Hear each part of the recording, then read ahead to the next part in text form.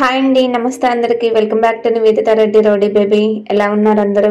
ఇవాళ మన special recipe వచ్చేసి బెల్లంతో రాగి జావని ఎలా ప్రిపేర్ చేసుకోవాలో చూపించబోతున్నానండి.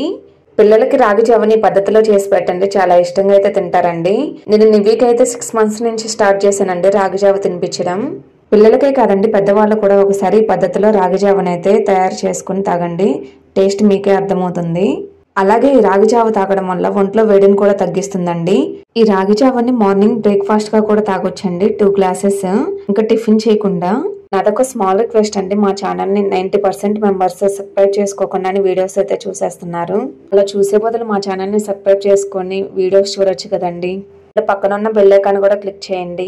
ఈ రాగి జావను ప్రిపేర్ చేసుకోవడానికి ముందుగా ఒక గిన్నెను పెట్టేసుకొని అందులోకి గంటెతో ఒక గంటెడు రాగి పిండిని అయితే వేసుకున్నానండి. ఇందులోకి కొద్దిగా వాటర్ని యాడ్ చేసుకుంటూ పిండిని ఉండలు లేకుండా కలిపేసుకొని పక్కన పెట్టేసుకోండి.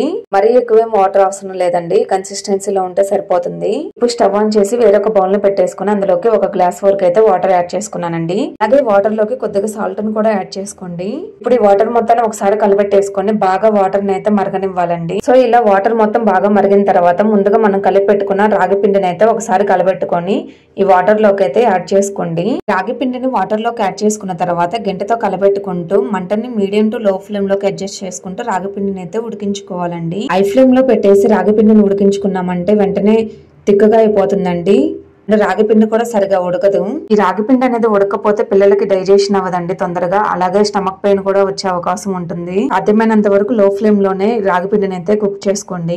రాగి పిండి అనేది పూర్తిగా ఉడికిన తర్వాత మనం ఏ గంటతో రాగి పిండిని తీసుకున్నామో అదే గంటతో ఒక గంటెడు తురుము పెట్టుకున్న బెల్లాన్ని అయితే యాడ్ చేసుకోండి.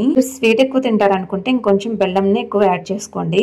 బెల్లంని యాడ్ చేసుకున్న తర్వాత ఒకసారి కలబెట్టేసుకొని మంటని లో ఫ్లేమ్ లో టర్న్ చేసుకొని మరో 2 లేదా 3 నిమిషాల పాటు రాగి జావని అయితే కుక్ చేసుకోవాలండి. 2 నిమిషాల తర్వాత రాగి పిండి అనేది కొంచెం థిక్గా వచ్చేసిందండి. ఇప్పుడు స్టవ్ ఆఫ్ చేసుకోండి. ఇప్పుడు ఇందులోకి కొంచెం కాగబెట్టుకున్న పాలను కూడా యాడ్ చేసుకోండి, మరీ ఎక్కువ కాదు. పాలను కూడా యాడ్ చేసుకున్న తర్వాత రాగి జావని బాగా కలబెట్టేసుకోండి. కొంచెం పలుచగా ఉన్నప్పుడు స్టవ్ ఆఫ్ చేసేసుకోవాలండి, ఈ వేడికి మళ్ళీ థిక్గా అయిపోతుంది. ఇప్పుడు ఈ రాగి జావని బౌల్లోకి లేదా గ్లాస్ లోకి అయితే సర్వ్ చేసేసుకోండి. చూసారు కదా ఎంతో టేస్టీ అండ్ సింపుల్ గా రాగి జావని బెల్లంతో ఎలా ప్రిపేర్ చేసుకోవాలో. ఈ వీడియో కనుక మీకు నచ్చినట్లయితే లైక్ చేయండి, షేర్ చేయండి, కామెంట్ చేయండి. రాగి జావని ఇదే పద్ధతిలో మీరు కూడా ట్రై చేసి టేస్ట్ మీకు ఎలా అనిపించిందో కామెంట్స్ రూపంలో అయితే మాకు తెలియజేయండి. అలాగే మా ఛానల్ ని సబ్స్క్రైబ్ చేసుకొని మీ ఫ్రెండ్స్ అండ్ ఫ్యామిలీ మెంబర్స్ కి మా వీడియోస్ ని అయితే షేర్ చేయండి అండ్ లైక్ చేయడం మాత్రం మర్చిపోకండి. Thank you for watching. Next వీడియోతో మళ్ళీ కలుద్దాం.